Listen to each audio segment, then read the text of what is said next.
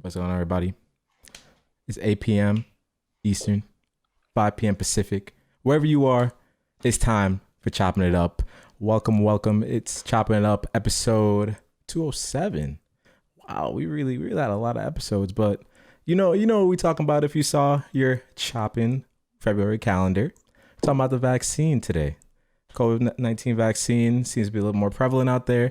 I mean, it's almost time for people to take it if they so choose. And we're going to unpack that a little bit for you. But I hope everyone's had a fantastic week thus far. You can be get over the hump with us. I mean, you see some completely brand new faces. We got some real smart guest hosts today. Remember when I was kind of just like looking up at the sky, looking up at the ceiling, trying to figure out what this guy Feek was saying when he said, "This is why the sky is blue." It's going to be another one of those episodes right here today. So definitely have your smarty pants on. Get ready to soak in all this knowledge. They will be dropping bombs. They will be dropping all types of mRNAs and the whole nine for you. So definitely stay tuned. Stay a while. Be sure to ask questions. I'll be a little bit like your liaison today. I'm bridging the gap. I'm bridging the gap between these incredibly intelligent individuals and us who may not necessarily get the science. So I'll happily be that bridge. I'll happily be your host, take you on that journey. But enough of me talking. Feek, how you doing, man? I'm beautiful. I'm doing great. Living good. Got a long bike ride today. Ooh, okay. Yes, sir. It was real nice out down here in DC. We hit 60 degrees for the first time since Wow. November.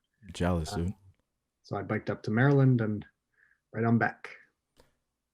Beautiful. Wow. That is fantastic. That is way better than I spent my day. Oh my goodness. I can't even say what I did today. But we got these brand new hosts. They are, as I said, incredibly intelligent. One of them has something in common with our fellow host Dan. So Mr. Zachary, how are we doing today? Hey, I'm doing well. I'm excited to talk about this stuff. Um, yeah, so I'm Zach Park, and I am also doing my PhD at Georgetown. Something a little different. My PhD is in biology, and I really am interested in how mRNAs get turned into proteins. And that's what I work on in the lab. And it's extra relevant with these cool new vaccines that have come out, and I can't wait to talk about them. Got you, got you. So you see, there's our mRNA expert right there. You got any questions? We directing it to him because he's got knowledge for days. He really does. I mean, I'm like in the lead up to the show, I've actually learned so much. Can I tell you exactly what it is and like explain it to you? No, but he's definitely been sharing his knowledge with me, and I've been absolutely mind blown. So definitely listen in and try to soak in a little bit of what he's going to tell you today. And last but not least, we have a very good friend. It's been a while. I'm very excited to have her join us today. Renata, how are you doing? Hey, not gonna lie, pretty nervous, but really excited to be here. Do I do my intro now? So you can tell I'm already nervous. Like, do I Oh do my yeah, intro nah. or not? Oh, 100%. Anyways, Just as pretend Paul mentioned, you're my name is us. Renata. I'm really excited to be here today and being part of such a really important conversation. So a little bit about me. I'm currently in grad school at Yale studying to become a nurse practitioner. I particularly want to serve and provide the best possible care to my folks in the Black and Brown community. And I also have a special interest in working with immigrant and refugee populations in family medicine as a primary care provider. So that's what I'm working towards currently. I want to give a shout out to my cousin, Charlene Zaire, and her business, Melanin and Money, whose lovely t-shirt I'm rocking today. You all can Ooh, follow her on Instagram. I'll drop her IG handle in the chat so everyone can go please do. follow her and her business, Melanin and Money. She's recently been featured on Forbes, Disrupt Magazine, and Entrepreneur. So she's a big deal. You all want to go follow her. And if you're all about supporting Black-owned businesses, go to this one. And I also really want to encourage everyone to donate to her impact fund. So she recently started this a couple of months ago to support business owners who are Black, Indigenous, women of color. And since, businesses have been affected by COVID-19, this fund is, the goal of this fund is to provide resources and opportunities to entrepreneurs who are Black, Indigenous, women of color. And with this grant, they're going to provide tech support, business coaching, provide monetary grants, like whatever kind of support that business needs. So if you know anyone who is a business owner and who is a Black, Indigenous, woman of color, you should definitely point them to this fund and encourage them to apply. And to people who want to donate, I will drop the link in the chat so you can share this information with the people and get some more donations to support businesses within our own community. So, yeah. Oh my Just wanted goodness. to have that shout out. That was, to be honest with you, I think Renata has to do all the shout outs, all the adverts for Choppin in the future, because that was absolutely fantastic. I mean, when they say sell you this pen, she really just sold me that shirt right there. I will be getting one of those right after this episode. That shirt is actually fire, pure heat. And I mean, if your boy's getting one, then it might not be a bad idea to do that yourselves. But I mean, it's up to you, completely up to you. But if you want to get behind the mission and you want to follow along on that journey, definitely follow the Instagram. Renata will drop that in the chat for you guys to check out if you so please. And yeah, Melanin and Money, that is fantastic. Great accomplishments there. But Feek, the daily news. What's going on? What's going on in the cycle? Daily news. Yeah. So just to give you guys an overview of what's happening in the COVID world, as disgusting a world as it is. I wanted to just go over like what's new for the day, give you some hot stuff off the press. So first one, exclamation point, One Medical. So One Medical is a healthcare, I don't actually know what it is. It's kind of like a healthcare provider that provides contacts for people with medical professionals. And they are getting in some trouble for letting ineligible people skip the COVID vaccine line. Where have you heard that before? Many places. So threw a link in there for you. Second one is Johnson & Johnson. You guys may have heard there was a big intro today. They dropped their 118-page document about the safety, the efficacy of the vaccine for the FDA, who will have a meeting on Friday to determine whether or not to authorize it for use. Third, interrupt me at any point here, people. All good. The third one, DC residents were given the availability to sign up for the COVID vaccine today if they have any medical conditions. And interestingly, they don't have to show documentation of those medical conditions. So I think this is going to lead to a lot of issues because, when you trust people to work on the honor code, you're going to get disappointed. But at the same time, maybe it opens it a little bit more to people who don't have the access to provide documentation of years of asthma or something like that. Booster.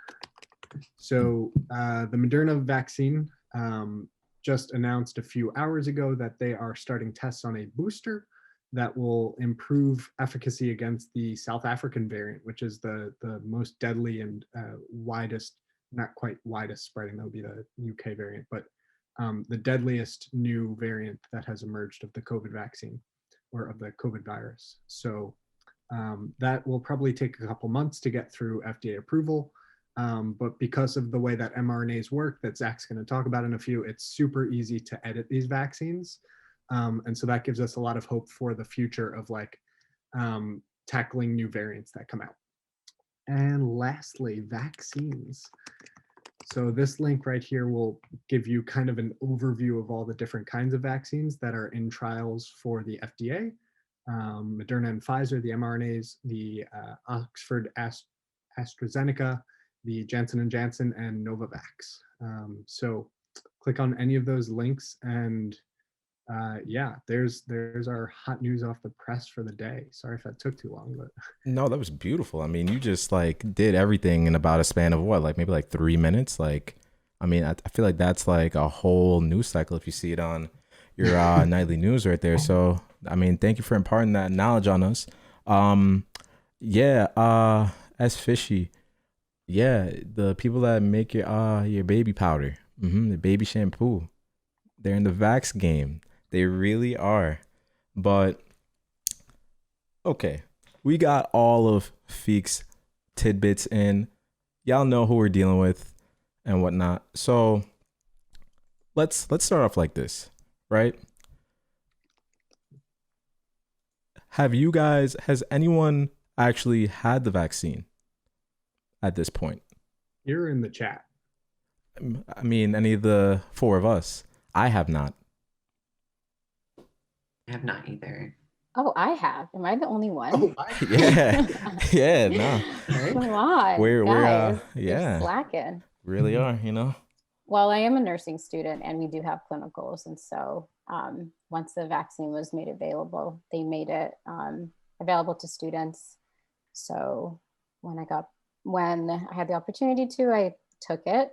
So I guess I can talk a little bit about my experience. So I got my first shot around the end of January. I have my little card here. Oh, you got it right there. I do. I Wow. won't show it because it has my medical information. Oh, whoa, yeah. Come on. So I got it on the 20th of January, and then I got the second one around the 10th of February. Was it Moderna, Pfizer? I got Pfizer. Mm. And my experience with the vaccine, so it wasn't, I know there are some people out there who had really significant reactions to it. For me, I woke up the following day, I had a headache and I was really tired and fatigued, and then had,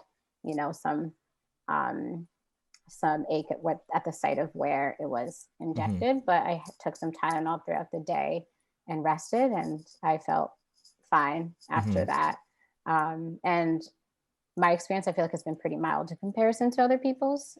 Since again, I just slept it out, had some Tylenol, and just felt kind of blah. But I knew my antibodies were in the making, and my body is getting ready to fight COVID if I were to get it. So, in the end, I felt fine. Though I know other people have different experiences with the vaccine. I know there's some differences between Moderna and Pfizer. So, yeah. No, definitely. I mean, I think it's really interesting having that perspective, because I mean, I've seen some friends with their little cards. I've seen some friends take their Instagram posts with them getting that shot, like one of the most important shots that they've ever taken, as they say. And then it's kind of like, okay, well, like I've gotten like the flu shot before. I've gotten all of these different like boosters before, and I mean, not afraid of needles, at least not anymore. But like, how do you feel after? That's always the question that comes to mind. Like, am I gonna get COVID? Like, am I gonna feel like awful? Like, what that experience is. And I feel like a lot of people that I've spoken to have kind of like taken that approach. Like, they've kind of had to go that course where it's a little like, yeah, you don't feel that great, and it sucks. But I mean, as you said, your body's about to become a well-oiled machine in a sense, have those antibodies be able to combat what's out there. But going off of the vaccine route and whatnot, right? Let's talk about that a little bit. Let's talk about the whole like ideology of vaccines, because not everyone's familiar with it. Like, everyone's kind of thinks like, oh, well, they're putting it in you, like, oh, it's just a scam. Like what is that, dude? Like, it's not really doing anything or whatnot. But there really are complex pathologies behind these vaccines. So, Renata, I know you're taking some courses on this now. I mean, it's right up your alley. So what can you tell us about the vaccine, like in general, vaccines? Yeah.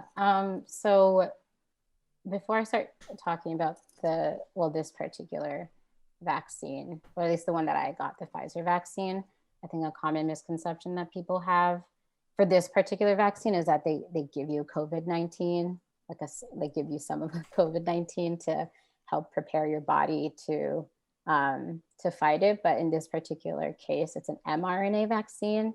And that's different because it's taking like the genetic component of the vaccine and not the actual vaccine, and giving that to you to prepare your body for COVID-19. So I feel like that's an important distinction to keep in mind. That is a type of vaccine that you can get, or there are vaccines out there where they do give you like a small, like a more tamed and very small part of the virus to help prepare your body to fight those pathogens. But for this particular vaccine, or at least the ones that are really popular, Pfizer and Moderna, it's an mRNA vaccine. It's a genetic component, not the actual virus. With that being said, I did prepare a little lesson for people. I really excited wanted to I wanted to talk a little bit about how the coronavirus infects us, and then how our body responds to it. And that's the immune response that a lot of people are talking about, and where these antibodies are forming that people are talking about. So I have a whiteboard here. I'll do a little presentation. Is a Choppin first. This is different, right? This is very people different. See my whiteboard? You know, I'm kind of excited about this. I was telling you guys to show up for this episode. We've been hyping this up for a while. Here we go. We're right in it. All right. So let's just get into it. First, let me reorient my screen. Can people see my screen okay? I just want to confirm before I continue talking. Choppers, can you see her beautiful artwork here? I wouldn't say beautiful artwork. But it's definitely something. It's way better than what I would do. I can bear it. To be honest with you, I really can't draw a circle. Okay. Yeah. So. All right. Okay. So let's just get into it. So before I talk about a little bit more about the mechanism of the vaccine, I'll talk about how the coronavirus actually infects us. So here, got this as my little pointer. So this right here is the coronavirus. It's not as scary looking as other pictures of people have seen on the on TV, or when you look at the picture of the coronavirus. But what I do want to start off saying is that all viruses carry some kind of genetic material, whether it's DNA and RNA, and specifically with COVID-19, the genetic material is RNA, which is this little squiggly line here. That's the RNA.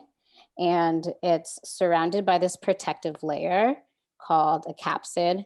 And that capsid is full of lipids, and you can think of them as just fats and proteins. And then on the outside of the coronavirus, what protrudes out of it are these spike proteins, these little things that I have sticking out. And so what happens is that, not first what happens. Inside here, you have the RNA. And what the RNA has, it has all the instructions for how the virus can replicate.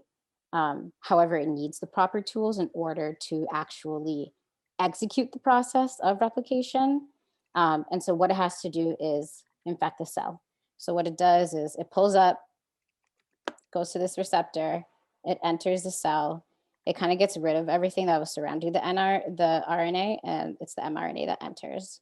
And I have this little box here. I'm not sure if people can really see it well, but that is a ribosome, and that's the machine that's essentially going to take this strand I was talking about out here, and then replicate that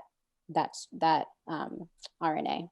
So the instructions and tools finally come together to create the RNA, and then it creates more of that virus, and then exits this cell that it infected, and then goes on to infect other cells. So a big thing to remember is that this can't actually do anything. The virus can't actually do anything until it's linked up with the cell. We call it a host cell, where it can propagate and replicate that virus and move on and go on to infect other cells. So that's how the virus works. And then when our body detects the virus, it signals an immune response that it then goes into overdrive. Are people with me? Does that make sense? Is it simple? I'm with you, and I think you really dumbed it down for a lot of us. What I kind of think of when I see that, I mean, I'm not trying to be like a fear monger or anything like that, but like, it's like you have a host and that just spreads. It really kind of just reminds me like a zombie apocalypse.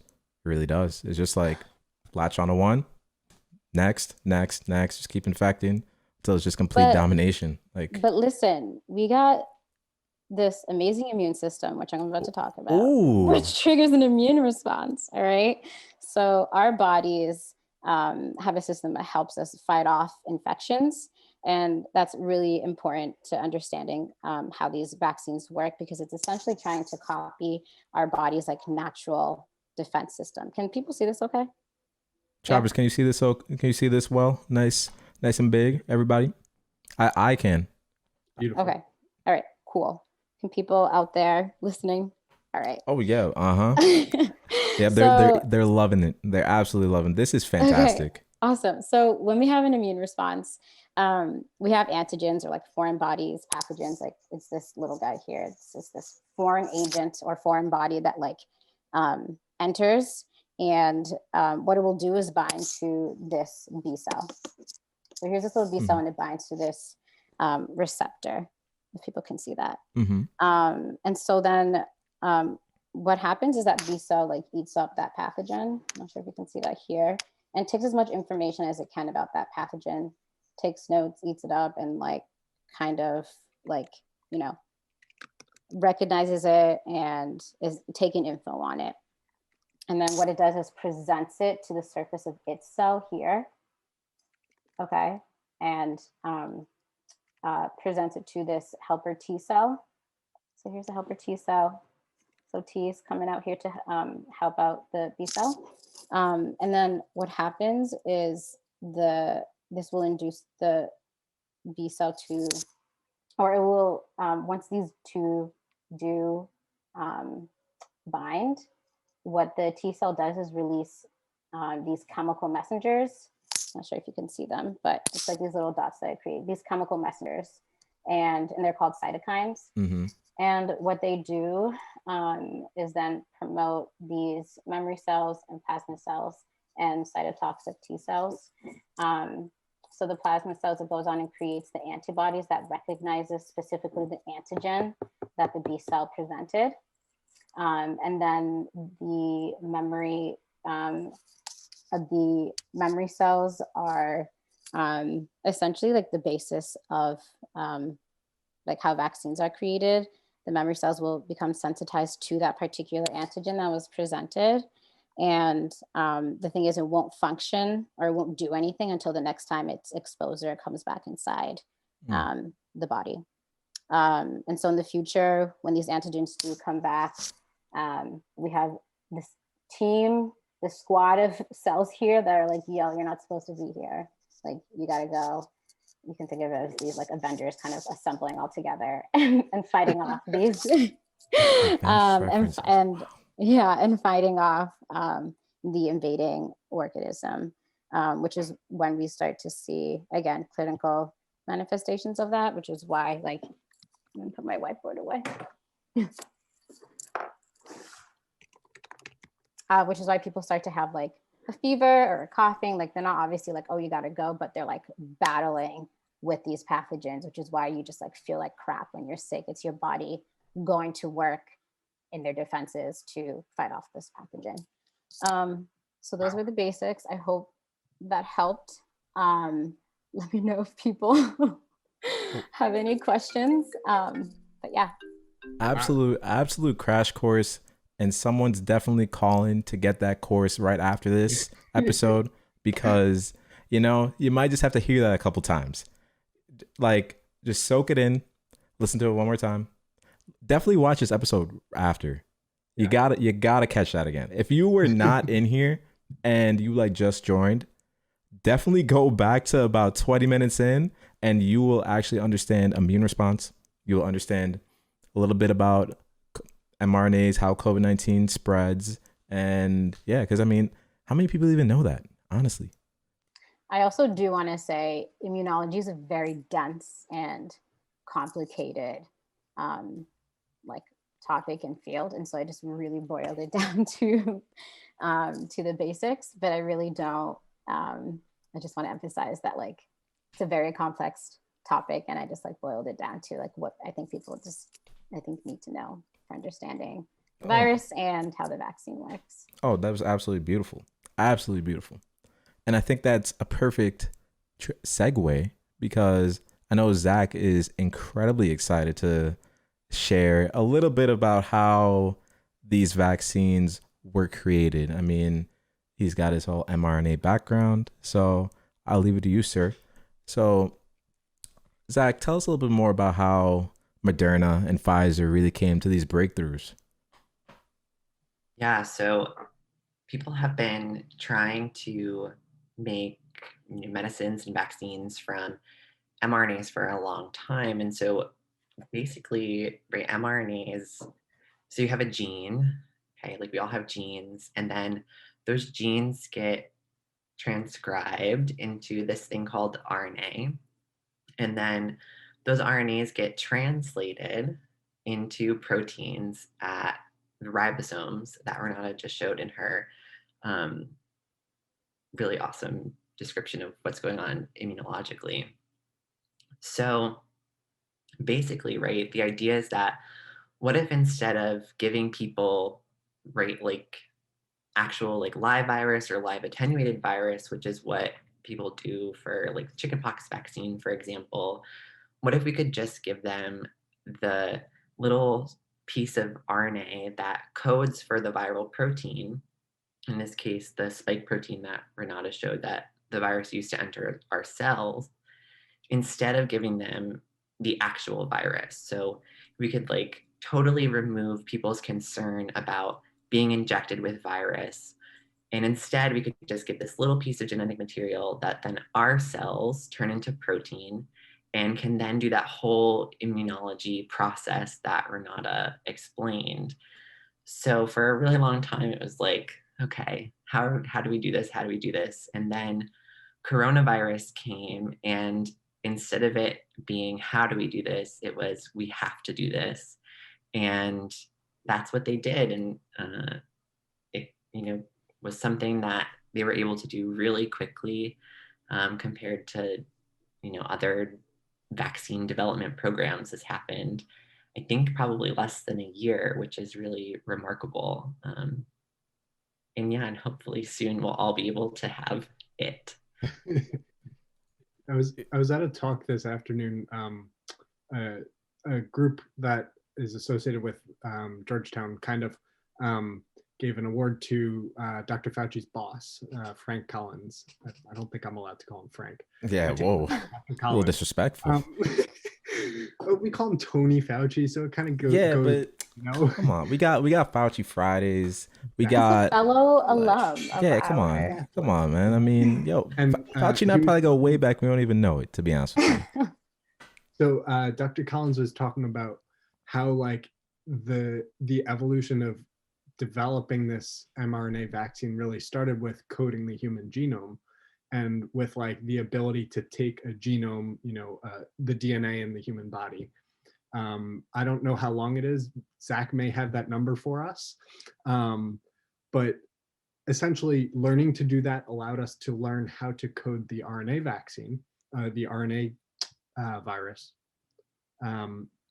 And he said that within 2 days of the release of the whole genetic code of COVID, the NIH had developed the mRNA like required to make the vaccine, which is incredible. It took them 2 days to know how to beat this, because all you have to do is figure out which part of the code talks about the spike protein. You have to do a quick edit of that code to make it more stable so it doesn't degrade in the body. And then you have to throw it into some lipids, like Renata talked about. Just throw it into a little molecule, a little particle of lipids or fats. And that's it. It's super simple. And it's beautiful because it, like you said, it doesn't require injecting anyone with the virus. it literally can't harm you. There's nothing that this little strand of RNA can do to harm you. So it's just this marvel of scientific beauty that I think is really just the most incredible thing of the year, is that was able to happen in 11 months. It's nuts. Yeah, it's really awesome. And just to kind of be transparent, the Johnson and Johnson vaccine is different. It is not an mRNA vaccine. So it uses this kind of viral vector that Johnson and Johnson have designed. So they use this funky virus that usually causes colds in humans, and they've messed with it so that way it can't cause colds in humans and it can't replicate in a human host, but it can deliver the material needed to elicit an immune response in humans. So it is different than the mRNA viruses that Moderna and Pfizer have developed, but it's still just as safe.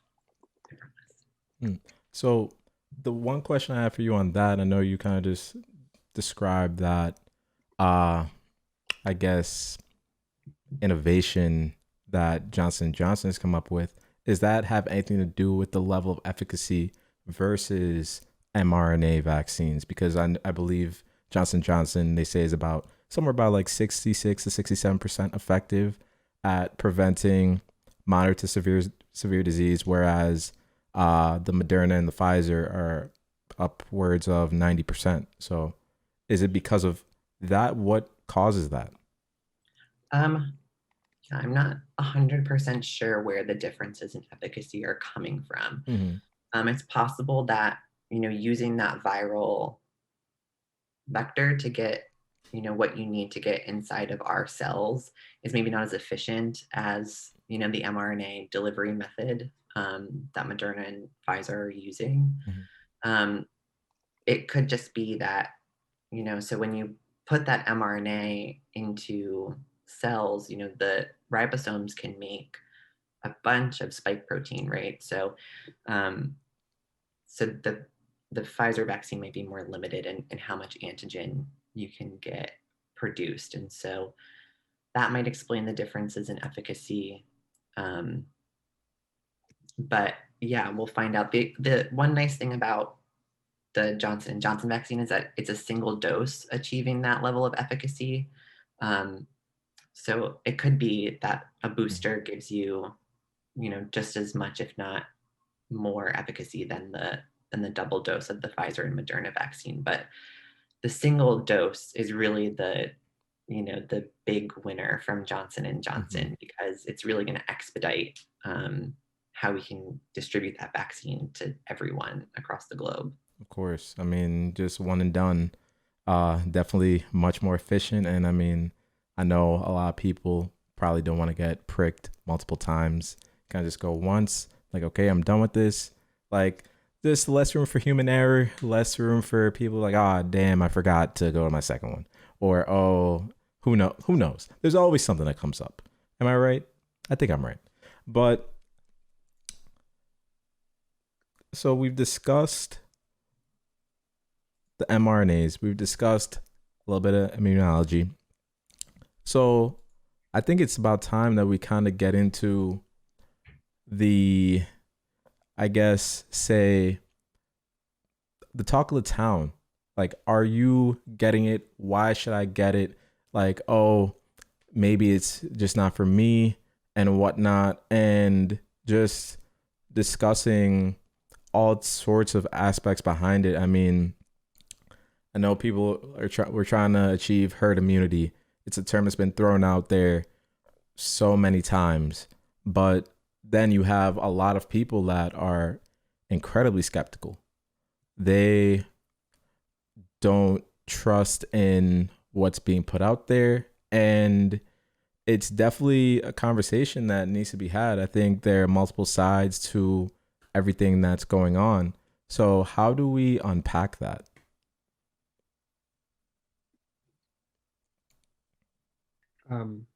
Zach, go on. I saw you went unmute. Go for it. Yeah, I mean, it's really bound to happen, right? With any novel vaccine, novel medication.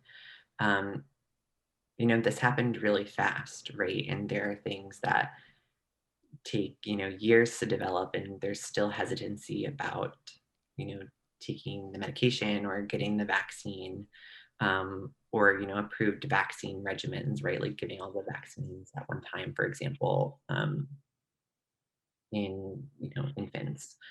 Um, so yeah, I think there's always work to be done in kind of combating those misconceptions. Um, and I think that, you know, there's kind of global misconceptions, but then I think there's also misconceptions that have arisen from a really kind of dark and terrible past in minority communities. And I think Renata's going to talk about that. I have a lot to say about that. Oh man! Wait, time out. Before you start, Okay. are you bringing out the whiteboard again, or is the whiteboard done? No. Okay. All right. That was a lot of energy. I was Mhm. really nervous about that. We're not gonna subject Renata to additional stress. Okay. Right? I mean, we're not gonna. I'm pretty sure I speak for everyone in here. Like Choppers, that was absolutely fantastic. I mean, I'm gonna give a little round of applause right there. We're all virtual now, so if you're watching, just a little quick hand. One's in the chat for Renata for sure. But yeah, I'm sorry for. Actually, I'm not gonna apologize. This won't happen again. I will not interrupt you again. Just get on that soapbox. We need it. Well, okay. So we were just talking about the development of the vaccine, and so I think one really important thing to really bring up and remind people of this history is that the development of a lot of helpful vaccines such as the polio vaccine and the HPV vaccine. It all came from an immortal cell line, and it was from a patient named Henrietta Lacks, who was a 31-year-old Black woman from the Baltimore County who had cervical cancer, and she put her trust in a doctor to help her. But instead, she became a victim of inadequate health healthcare, and her family and herself were not informed of the research that was going on with her cells. And while all of that is going on is what's worse than that, while her cells are being used for other medical treatments for countless of people, her own family didn't have the proper health care. And this case raised a lot of ethical questions about medical research, patient rights, and access to health care that I think is really important to discuss. And going into today, you cannot do any kind of research trial without having informed consent and getting all the information that you can about a particular study before you participate, because of this, because of instances like this. And then another popular, or not popular, I shouldn't say popular, but another, really disturbing history. Another disturbing history was the Tuskegee syphilis study, which I'm sure many people know about, or I hope many people know about. But this is a study where Black men were withheld from proper treatment at the time for syphilis because people wanted to see what the progression of the disease looked like untreated. And while the patients were going through this medical care, they thought they were receiving medical care for their syphilis diagnosis, but in actuality, they were not. And a lot of those men died from complications of syphilis. And then, several of their kids and family members have contracted that disease because of it. And so I think being really aware and attuned to how the medical community has historically, abused and just really have had unethical practices, or had like unethical medical practices.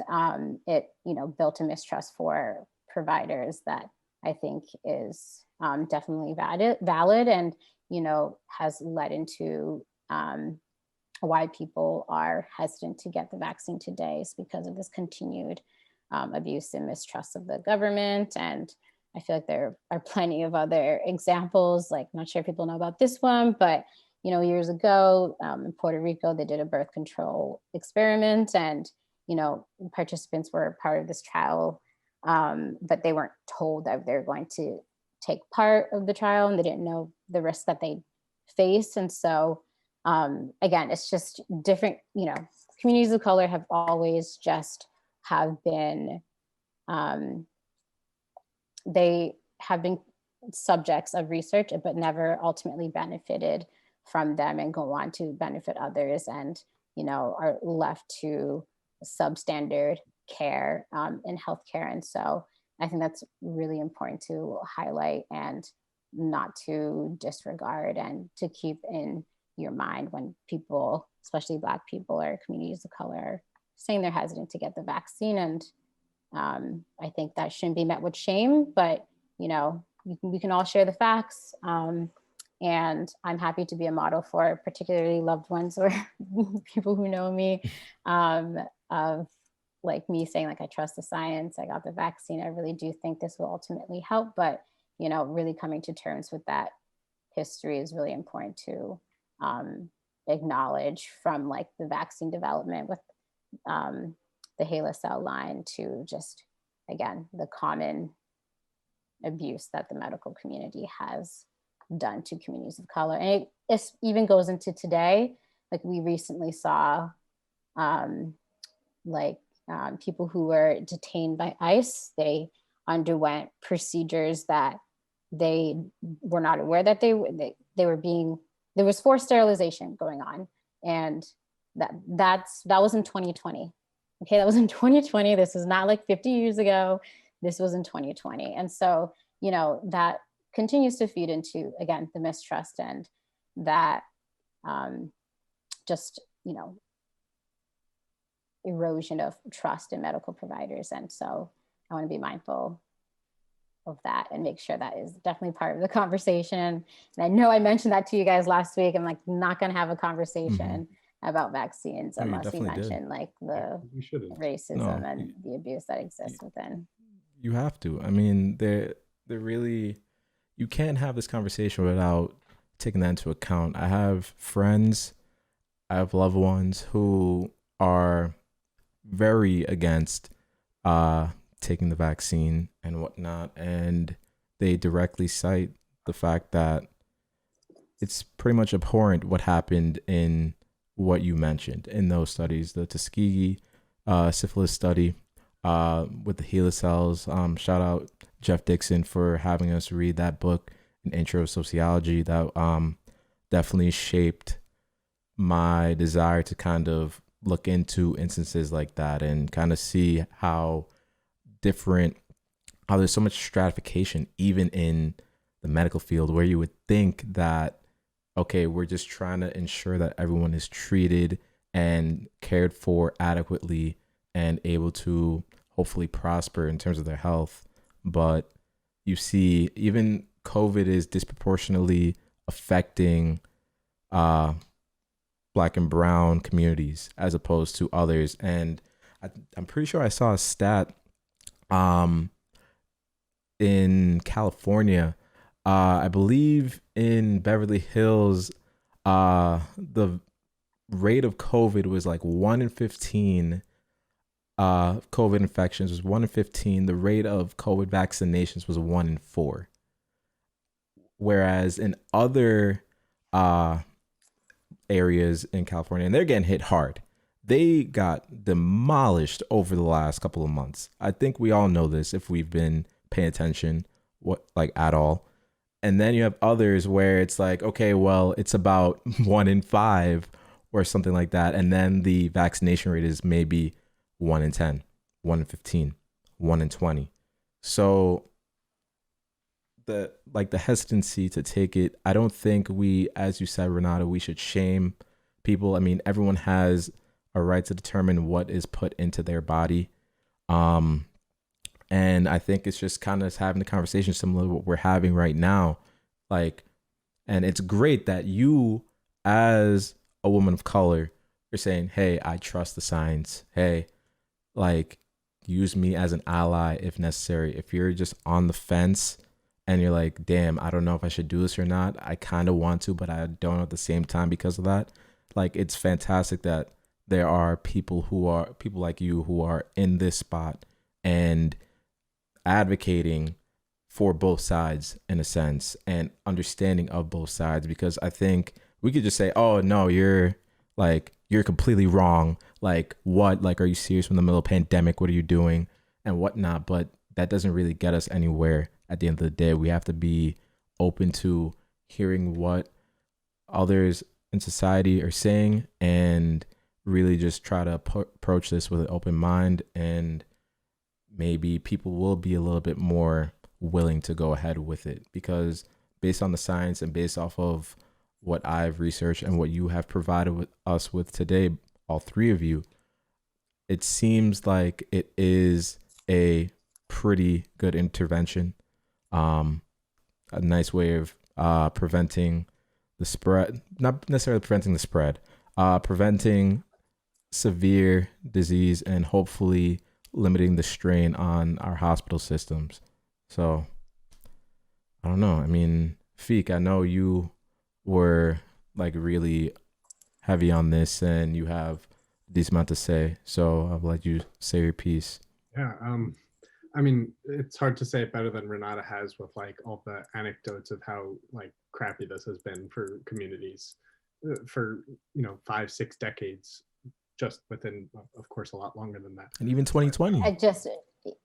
Let me not say just 5 or 6 decades, probably for just from the beginning of slavery, because a lot of medical experimentation and procedures have been done on the backs of Black and brown people, and that should definitely not go unrecognized. So not 5 in 6 decades, from the beginning. Yes. we've been the backbone of. I take that back. I regretted saying that after I said it.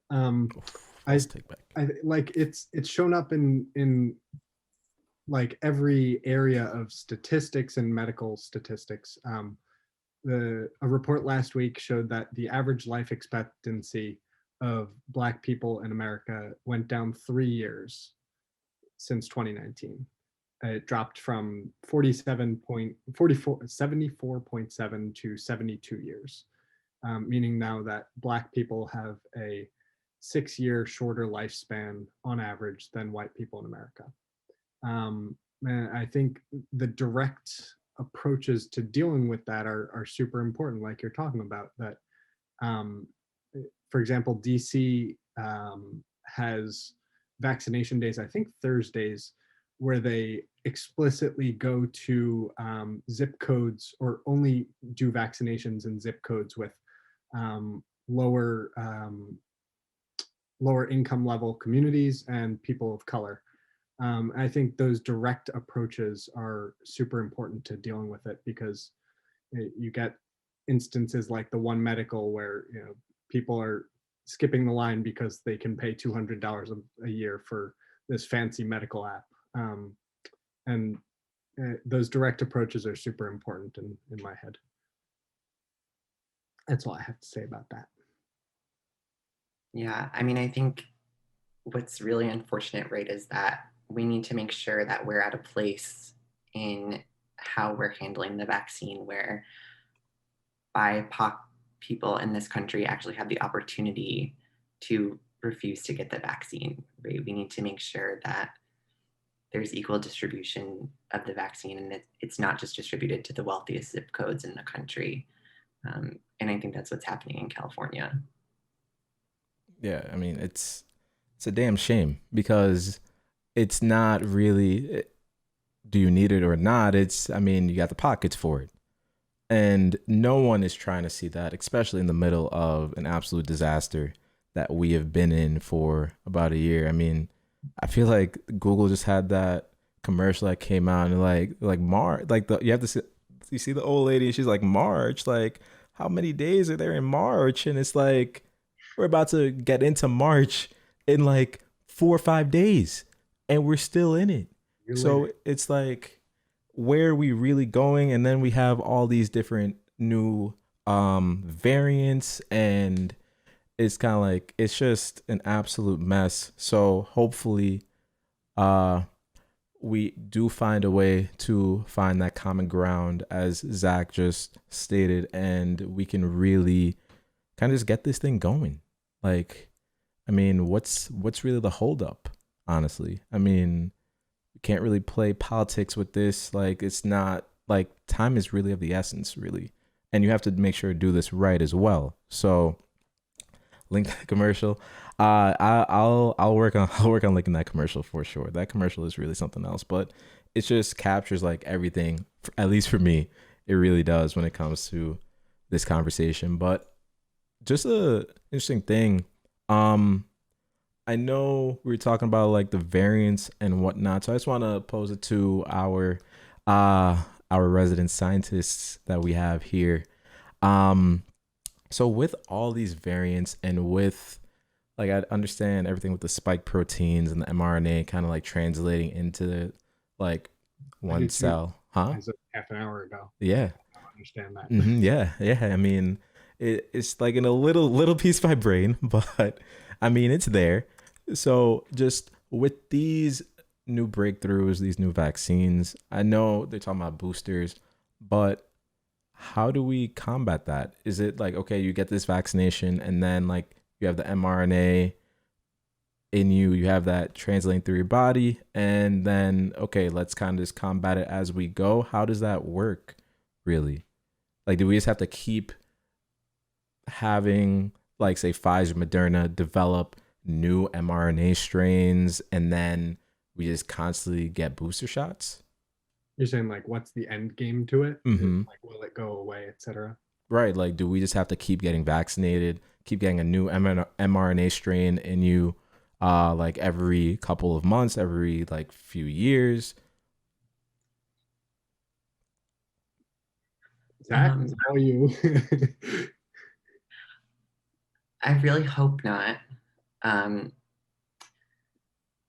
but it's possible, right? I think particularly if these issues persist, right, where we don't have equal distribution of the vaccine, not even just thinking about in the United States, but just thinking about globally, right? So if we have vaccine distribution issues in the US, there's definitely vaccine distribution issues in other parts of the world. Um, so the thing is that these RNA viruses mutate. It's not unusual that this is mutating. RNA viruses mutate. HIV is an RNA virus, and it mutates really rapidly, and that's why it's been really hard to develop a vaccine for HIV. So what that means is that the more people that have coronavirus, the more chances there are for mutations to arise. And what tends to happen is you have strains or variants of a virus that become really predominant in a population. And so they're the ones that are circulating around a lot. So right now you've heard of like the South African variant. And then I think there's another one, a UK variant. And then there's like the original one. So it's unfortunate that these have arisen before we were able to get everyone vaccinated. But if we're able to really ramp up vaccination and people are really still, wearing their masks, social distancing, practicing good, hand hygiene, and isolating if they feel sick, then we can stop the spread of the virus, right? And in stopping the spread, the further spread, we can stop further mutation. And so if we're able to do that, then maybe we can just keep the variants that are circulating right now, the variants that exist, period. And then if that's the case, then we can just make sure that people are vaccinated for all of those things, and we won't have to get boosters, when a new variant pops on the scene, because everybody will be immune to the coronavirus. So to kind of summarize that long-winded answer, if we practice, CDC recommended public health measures and really stop the spread of the coronavirus, that's really going to drastically impact what vaccine regimens will look like in the future. So basically, they're not telling us to do this stuff for nothing. It's not like it's not like the buck stops with the vaccine. You just have to keep, just generally being healthy. Like, just like be on top of your health. Wash those hands. Like, you don't gotta be all up on people, right? Not all the time. And like, just follow the guidelines, and then hopefully there's light at the end of the tunnel. There we go. I mean, hey, that's not that bad, right? I mean, I'm not complaining about that. Yeah, because like you said, you can really squash the virus if the caseload is low when you pump a large amount of vaccine into the population. The issue is through, we had thousands of people dying every day because there were 100 or 200,000 cases a day in the US. And that leads to more mutations. Some of them are functional, some of them are not functional, but the functional ones that make the virus more spreadable and more deadly are also going to make the vaccine less effective. And so it comes down to every single person making those right decisions. And every time you wear a mask outside, you are making the vaccine more effective in essence, because every time someone gets infected, it has a possibility of making the vaccine less effective over time. I do want to add, I think I recently learned this. I was watching some video with Dr. Fauci, but he was talking about this mutation and like or not this particular mutation, but like one of them being the UK, and now we're seeing new variants. So it at least from what I learned from that video, is that it doesn't seem to increase the serious disease or death. It doesn't increase the chances of death, but it does increase the risk of infection because it translates more efficiently, and it doesn't affect the ability of the vaccine to protect you, but we still have to stay hyper vigilant and ultimately, still follow the public health guidelines to keep us all safe. I mean, that sounds like a good recipe right there. So, choppers, I think we were educated today. I think that's a fair statement. We really were. I definitely learned a lot today.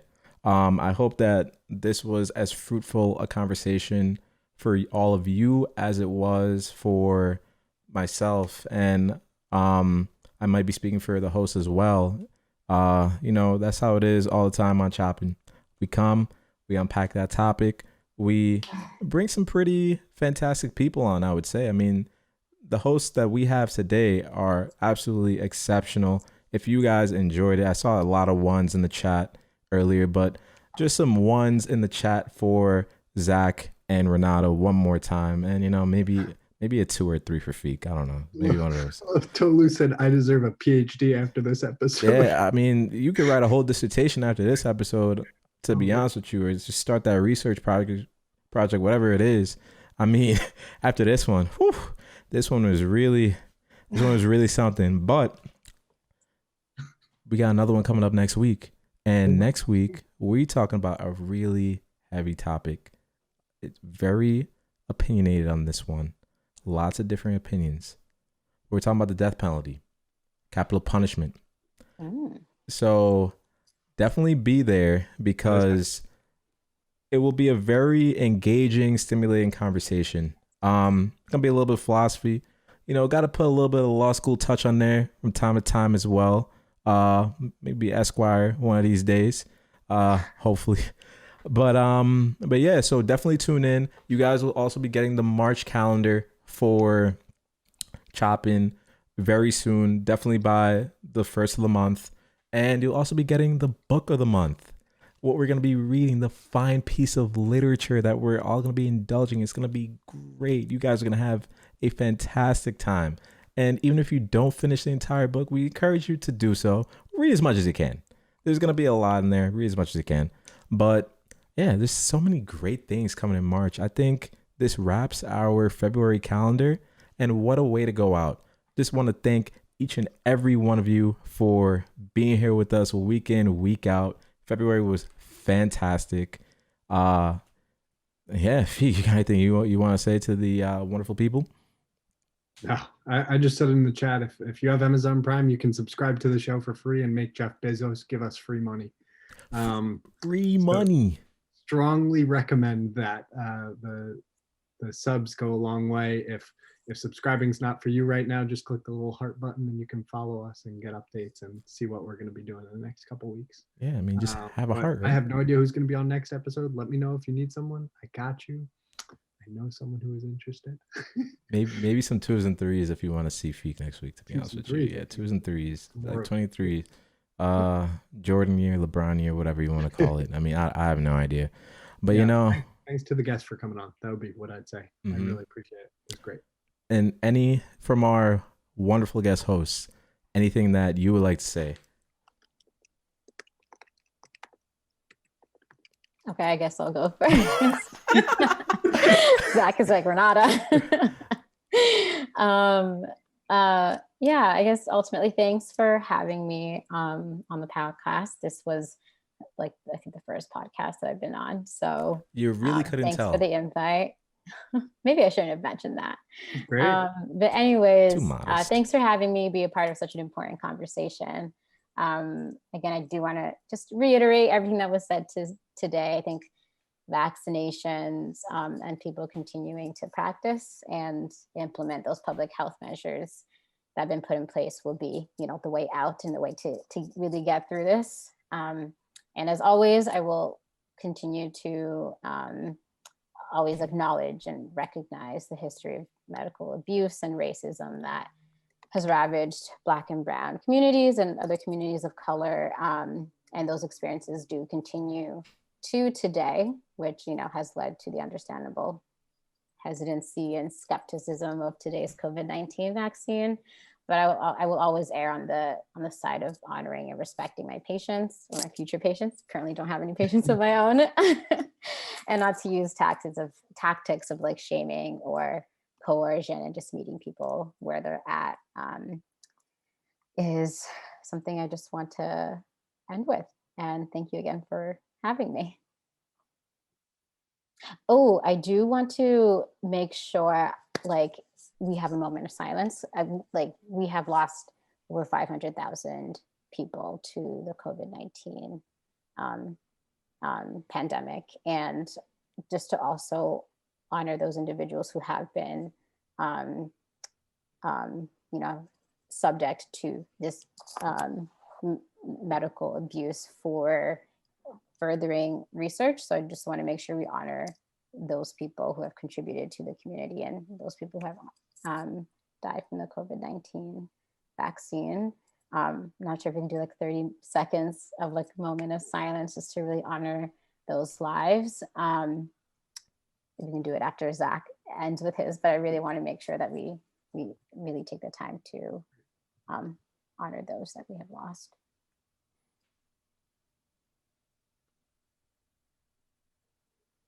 Yes, I echo all of Renata's sentiments. Thank you for inviting me. It was fun discussing this, talking about it with all of you.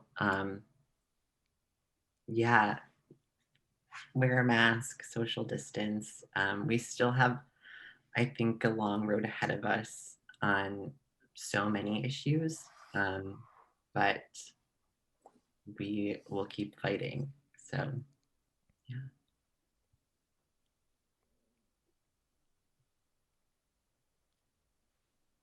Fantastic. I mean, thank you to the two of you for all of your words, for just the insights, the perspective, everything. You guys were absolutely phenomenal.